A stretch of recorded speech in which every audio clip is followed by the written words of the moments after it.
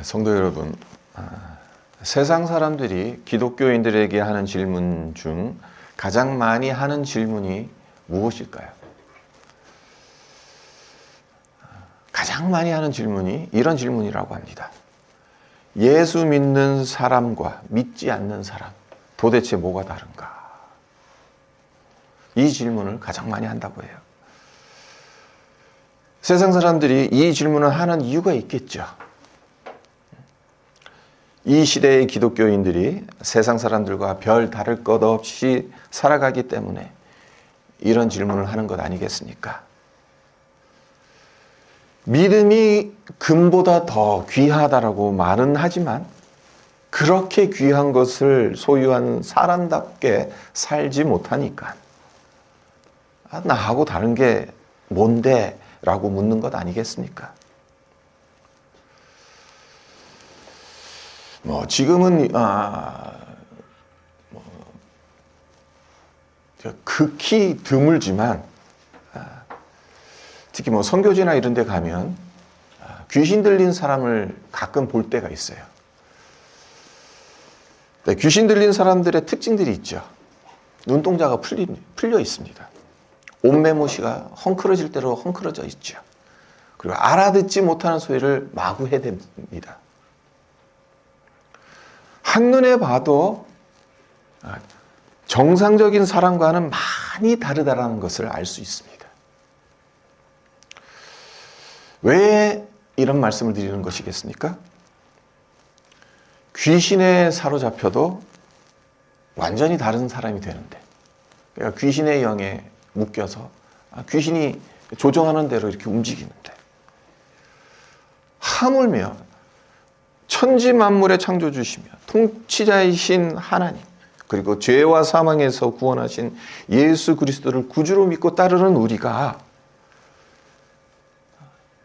세상 사람들과는 뭔가 달라야 하는데 그렇지 못하다면 잘못된 것은 아닌가, 그런 말씀을 드리기 위함이죠.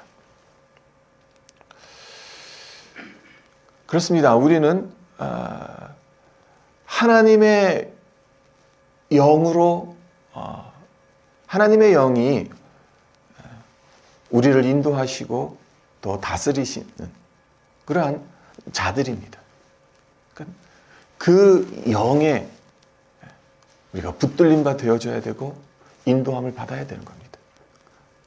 그렇게 되면 자연스럽게 우리의 생각과 우리의 말과 우리의 행동이 달라질 수밖에 없다는 거죠. 우리가 예수를 믿는 자인 것을 세상 가운데 어떤 식으로 증명해야겠습니까? 이런 생각을 해봤어요. 밥을 안 먹어도 배가 부르고, 또 잠을 안 자도, 그리고 철야를 해도 그 다음날 쌩쌩하고, 또 일을 안 하고 가만히 놀고 먹기만 해도 알아서 돈이 굴러 들어오고, 이러면 얼마나 좋겠습니까마는, 그렇게 되면 세상 사람들이 보면서 부러워하겠죠. 와, 예수 믿는 사람들 보니까 일 안 해도 그냥 돈이 막 은행 잔고에 들어오고, 밥을 안 먹어도 배가 부르고, 야, 부럽다. 우리도 예수 믿자. 그랬으면 참 좋겠는데 그런 식으로는 되지 않는다는 겁니다. 하루하루의 삶 속에서 일어나는 작고 큰 일들 가운데 예수님의 향기를 내뿜는 것을 통해서 우리가 예수 믿는 사람이구나라는 것을 드러내야 하는 겁니다. 오늘 함께 살펴보고자 하는 본문 말씀이 에스겔서 13장과 열왕기하 6장입니다. 서로 다른 시기에 쓰여진 책입니다. 또 주인공도 다르고 배경도 다르고 모든 것이 다 다릅니다.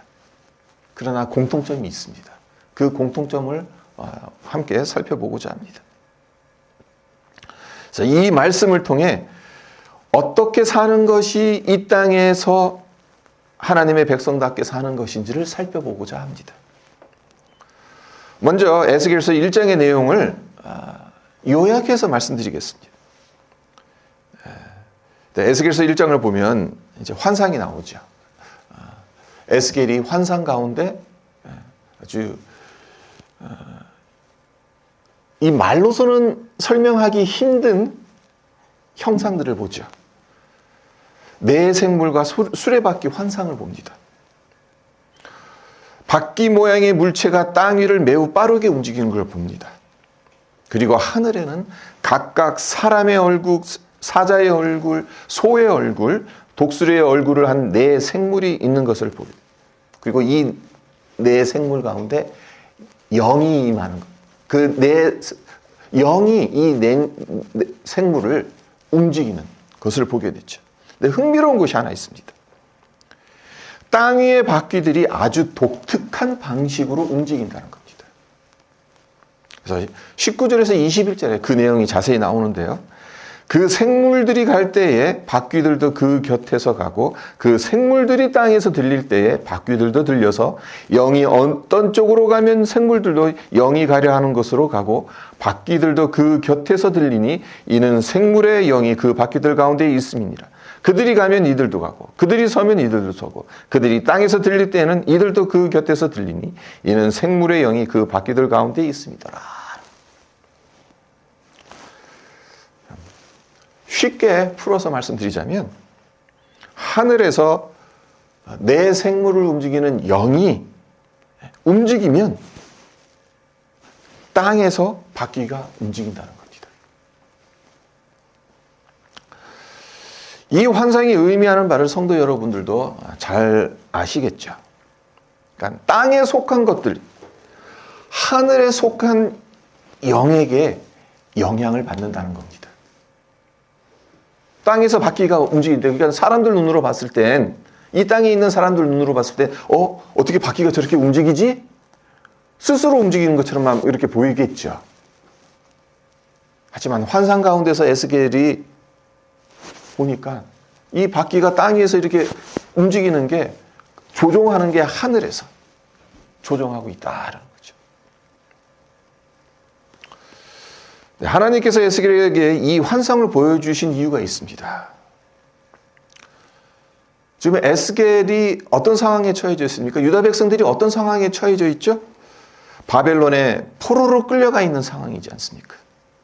그러니까 언제 고향으로 돌아갈지 모르는 상황입니다. 이역만리 타향에서 눈물의 빵을 먹어야 하는 상황입니다.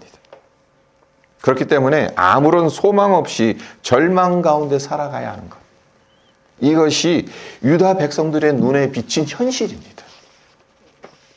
그러니까 땅에서 보여지는 것은 우리가 이제 포로가 되었다. 절망이다. 우리에게 무슨 희망이 있겠는가. 우리는 다시 고향으로 돌아갈 수 없겠구나. 그렇게 생각을 했겠죠. 하나님은 유다 백성들의 이런 모습을 긍휼하게 보셨습니다. 그래서 아무리 땅의 현실이 어렵고 절망적이라 하더라도 하늘에 계신 하나님께서 움직이시면 언제라도 다시 고국으로 돌아갈 수 있다는 것을 이 환상을 통해 알려주셨던 거죠. 이 땅에 바퀴들이 움직이는 것, 하늘에서 조종하는 것처럼 지금 유다 백성들이 바벨론의 포로로 끌려가서 노예살이 하듯 하는 그러한 삶 속에 살아가는데 하나님께서 하늘에서 움직이시면 이 역사의 땅 위에서의 역사의 바퀴가 움직일 것이다. 그것을 말씀하시는 겁니다. 이것이 그 시대에만 적용되는 것이겠습니까? 오늘날도 다를 게 없겠죠. 이 시대에도 하늘에 계신 하나님은 이 땅을 내려다 보십니다.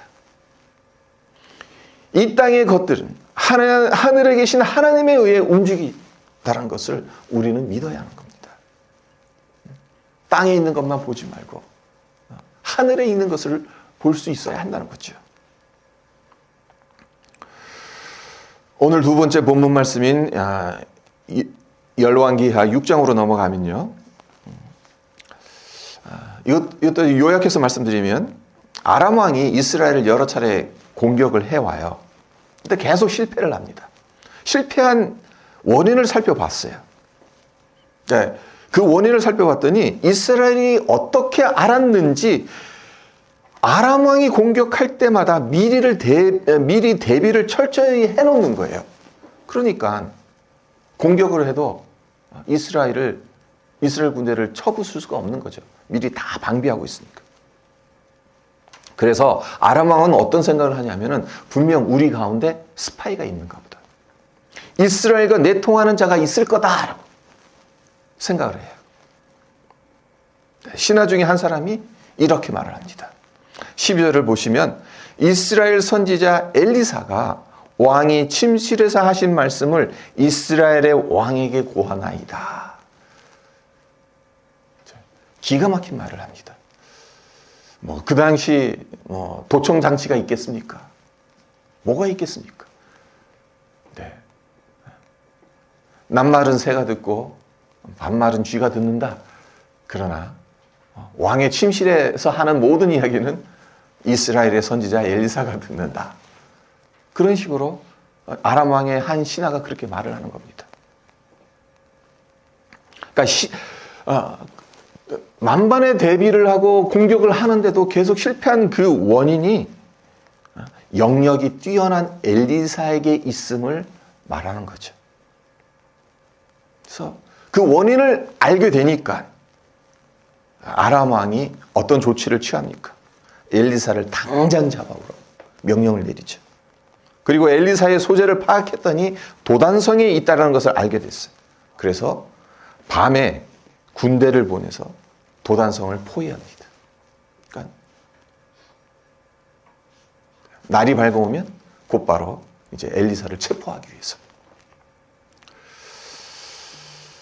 네, 다음 날 새벽에 엘리사와 또 그의 사환이 이 사실을 알게 되죠. 당연히 이제 아람 왕의 군사들이 겹겹이 에워싸고 있으니까 당연히 볼 수 있겠죠. 근데 중요한 점은 엘리사와 사환의 반응이 전혀 달랐다는 겁니다.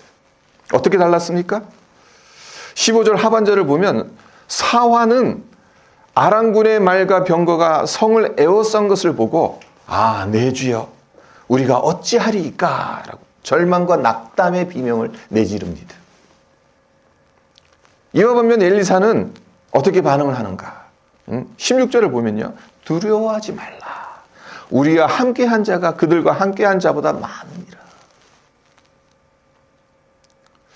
자, 사환의 눈에는 보인 건 뭡니까? 아람 군대입니다. 그거밖에 안 보였어요. 엘리사의 눈에는 뭐가 보이는 겁니까?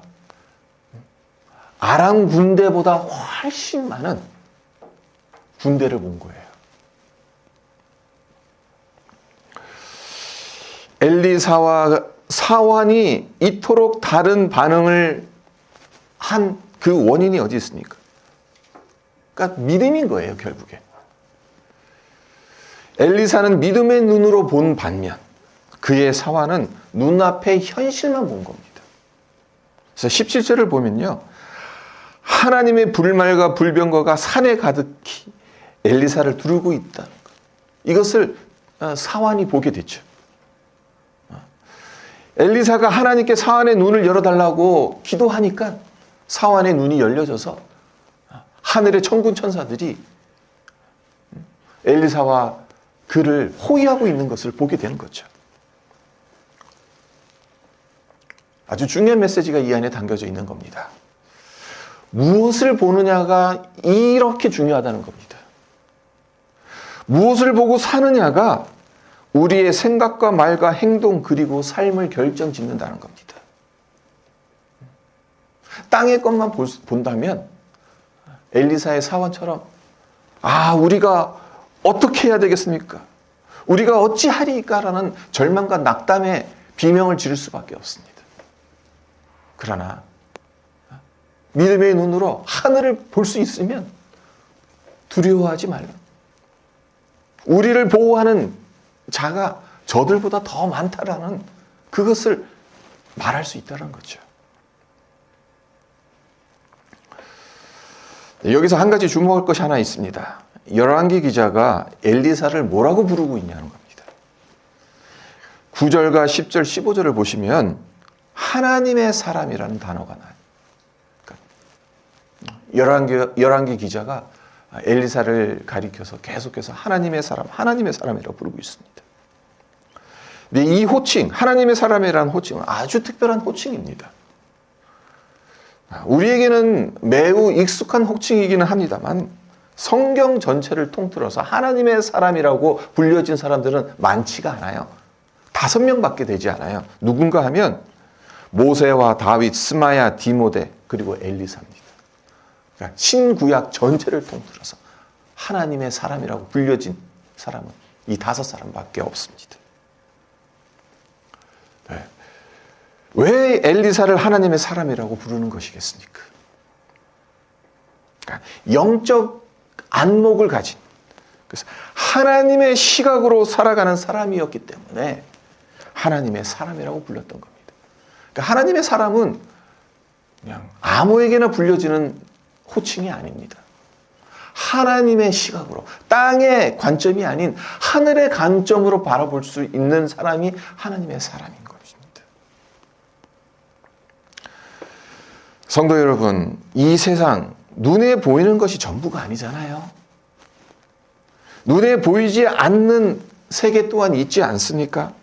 중요한 것은 앞서 에스겔서 1장에서 살펴보면서 말씀드렸던 것처럼 눈에 보이지 않는 하늘에 속한 것이니 눈에 보이는 이 땅의 것들을 컨트롤한다는 거예요. 근데 엘리사의 사원은 이걸 보지 못하는 거예요. 그래서 빽빽히 둘러싼 아람 군대를 보며 아람 사람들의 손에 이스라엘의 운명이 달려 있는 줄로만 알았던 겁니다. 그래서 내 주여 우리가 어찌하리까라는 소리를 지를 수밖에 없었던 겁니다. 네, 하나님의 사람 엘리사는 무엇을 본 겁니까? 하늘의 움직임을 본 겁니다. 하나님이 보내신 불말과 불병거가 아람 군대보다 훨씬 많이 있다는 것을 눈을 들어 하늘을 봤더니 보여지는 겁니다. 그래서 담대하게 말하는 거죠. 두려워하지 말라. 엘리사의 사안은 눈앞에 보이는 현실만 볼 줄 알았지만 엘리사는 땅이 아닌 하늘을 볼 줄 알았습니다. 네, 앞서 말씀드렸던 것처럼 하나님의 사람으로 불려진 사람이 5명밖에 없다고 했잖아요.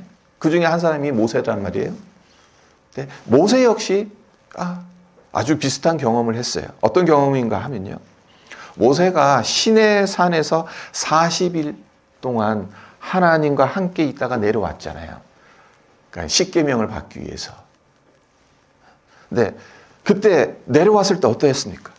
출애굽기 34장 29절을 보면 이런 기록이 나옵니다.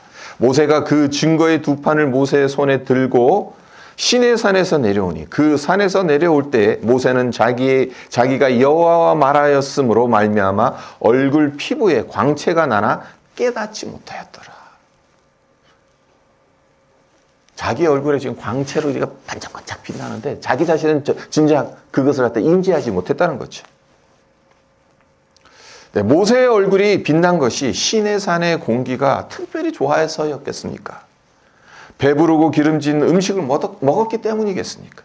아니잖아요. 40일 동안 모세는 어떤 음식도 먹지 않았습니다. 물 한 모금도 마시지 않았어요. 상식적으로 생각한다면요. 그의 얼굴에서 빛이 나는 것이 아니라 죽음의 그늘이 짙게 드리워져 있어야 합니다. 40일 동안 물도 못 마시고 먹지도 못했는데 얼굴이 초췌해질 때 초췌해져야 되는 거죠.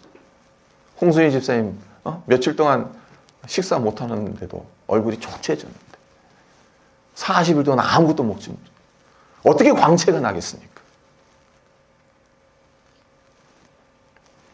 네, 무엇이 그의 얼굴에 광채를 나게 한 것이겠습니까? 40일 주야를 하나님과 대면했기 때문입니다. 하나님과 대면하며 하나님의 마음을 헤아리고 품게 되니까 자연스럽게 그의 얼굴에 빛이 나게 된 겁니다. 그러니까 하늘을 바라보며 하나님의 사람을 품는 사람에겐 표시가 나게 되어 있다는 거예요. 하나님과 친구처럼 교제하는 사람의 얼굴은 빛이 나게 되어 있다는 거죠.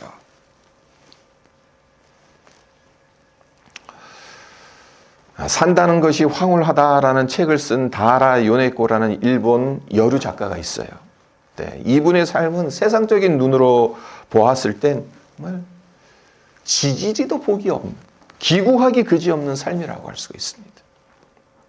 왜 그런가 하면요, 그러니까 꿈 많고 감수성이 예민했던 여고 시절에 그토록 사랑했던 어머니가 갑작스럽게 세상을 떠납니다. 그래서 방황을 합니다. 급기한 고3 때엔 달려오는 기차에 뛰어들어서 자살하려는 시도까지 합니다. 다행히 목숨은 건졌지만 왼팔과 두 다리를 잃어버립니다. 안 그래도 자살을 시도했던 그녀에게 설상가상 심각한 장애가 생긴 거예요. 그러니 그의 머릿속엔 죽을 궁리로 가득 차게 됩니다. 근데 그 절망적인 상황에서 아키도시라는 선교사 지망생이 그녀를 찾아왔어요. 그리고는 복음을 전합니다. 예수님은 당신을 있는 모습 그대로 사랑하십니다. 하나님은 당신을 위한 놀라운 계획을 가지고 계십니다. 예수님을 믿으십시오. 그 말을 마음에 이제 두었어요. 그리고 어느 날 베개 옆에 놓인 성경을 무심코 읽던 중에 고린도후서 5장 17절에 새로운 피조물이라는 말씀이 그녀의 가슴속에 꽂힙니다. 그리고는 그녀의 인생이 완전히 이제 180도로 바뀝니다. 그날을 기점으로 완전히 다른 사람이 돼서 의사와 간호사 그리고 병원에서 마주치는 모든 사람에게 이제 더 이상 찡그리는 얼굴이 아니라 웃는 얼굴로 대합니다. 그리고 자신에게 복음을 전해주었던 아키도 씨와 결혼을 해서 두 딸을 낳았습니다. 그리고 목회자가 된 남편과 함께 여러 지역을 다니면서 복음을 전합니다. 특별히 자기와 같이 장애로 고통받는 사람들에게 사랑을 쏟아붓습니다. 영적 눈이 열리게 되니까 인생이 얼마나 황홀한 것인지를 깨닫게 된 것이죠. 그전엔 그저 이제 의지할 어머니가 세상을 떠나게 돼서 이제 이 세상에 살아갈 이유가 없다. 그냥 어머니 뒤를 따라가야겠다. 그렇게 자살을 시도해요. 복음을 듣고 영적 눈이 뜨여지게 되고 내가 새로운 피조물이다라는 사실을 깨닫게 되니까 인생은 황홀하다는 것을. 그래서 그러한 책까지 쓰게 된 것이지요.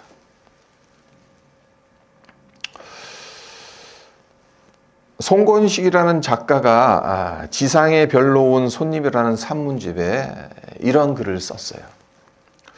개구리 한 마리가 웅덩이에 뛰어든다. 수면이 일그러진다. 수면에 비친 산의 모습이 흔들린다.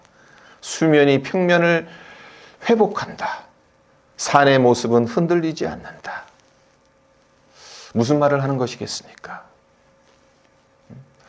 개구리가 물 위를 뛰노니까 그러니까 물이 흔들리겠죠. 그러니까 물에 비친 모든 것들이 다 흔들리는 거예요. 산도 흔들리고 나무도 흔들리고. 하지만 개구리가 지나간 후에 이제 지나고 나면 어떻게 됩니까? 다시 물이 잔잔해지겠죠. 그래서 산의 모습이 더 이상 흔들리지 않는다. 그러니까 개구리 때문에 잠시 흔들린 것은 진짜가 아니라는 겁니다. 잠깐 흔들리다 만 거란 거예요. 잠깐 산이 움직이는 것처럼 흔들리는 것처럼 나무가 흔들리는 것처럼 보였지만 그렇지 않다는 겁니다. 우리의 인생 역시 마찬가지지 않겠습니까? 사탄이 우리의 믿음을 잠깐은 흔들 수 있어요. 그래서 우리 눈에 비춰지는 것이 하늘이 흔들리네. 나의 믿음이 흔들리네. 하나님이 안 계신가 보네. 하나님의 사랑이 잠시 흔들리는 것처럼 보일 수는 있겠습니다만 하나님의 사랑은 변함이 없다는 겁니다. 중요한 게 하나 있죠. 하나님을 향한 우리의 믿음, 영적 감각이 무뎌지지 않아야 한다는 겁니다. 우리의 눈이 항상 말씀 앞에 떠 있어야 된다는 거죠. 성도 여러분, 믿음이란 무엇이겠습니까? 믿음을 뭐라고 정의할 수 있겠습니까? 믿음은 폭풍우를 잠잠케 할 수도 있지만 폭풍우 한가운데에서도 평정을 유지하게 해줍니다. 사망의 음침한 골짜기를 푸른 초장으로 바꾸어 줄 수도 있지만 사망의 음침한 골짜기에서도 안식을 누릴 수 있게 해줍니다. 죽을 병을 치유하기도 하지만 죽을 병을 가지고도 평안 가운데 살 수 있는 힘을 공급합니다. 그래요. 믿음으로 우리의 상황이 바뀔 수도 있어요. 작은 믿음 하나만 믿음이 작더라도 그 믿음을 붙들면 산을 움직일 수도 있어요. 예수님 그런 말씀을 해주셨죠. 그러나 상황이 변하지 않는다 하더라도 믿음 때문에 무엇이 바뀝니까? 우리의 마음이 바뀌는 겁니다. 우리의 마음이 바뀌니까 무엇이 바뀝니까? 보는 시각이 바뀌는 겁니다. 관점이 달라지는 겁니다. 그전에는 땅을 바라봤습니다. 절망을 바라봤습니다. 골짜기를 바라봤어요. 그러나 믿음의 눈으로 보게 되니까 상황은 바뀌지 않았지만 그 가운데 임하시는 하나님을 보게 되는 거죠. 우리는 무엇을 보며 삽니까? 하늘의 내 생물들, 하늘의 불말과 불병거, 이것을 보면서 삽니까? 아니면 땅의 바퀴, 우리를 빽빽이 둘러싼 세상의 일들을 보면서 살아갑니까? 눈을 뜨면 자연스럽게 우리의 눈에 들어오는 것들이 이 세상에 너무나도 많이 있지만 그것들만 보지 마시고 그 뒤에 숨겨진 하나님의 뜻을 볼 수 있기를 바랍니다. 하늘로부터 우리를 향해 폭포수와 같이 쏟아지는 우리를 향한 하나님의 사랑. 이 세상 그 어떤 것도 끊을 수 없는 예수 그리스도의 사랑을 우리 가슴에 가득 채우시기를 기원합니다. 그래서 근심 걱정에 빠져 있는 것이 아니라 두려워하는 것이 아니라 기쁨과 담대함이 넘쳐나기를. 그래서 우리의 얼굴에 모세처럼 광채는 아니더라도 하나님 백성이라는 티가 났으면 좋겠어요.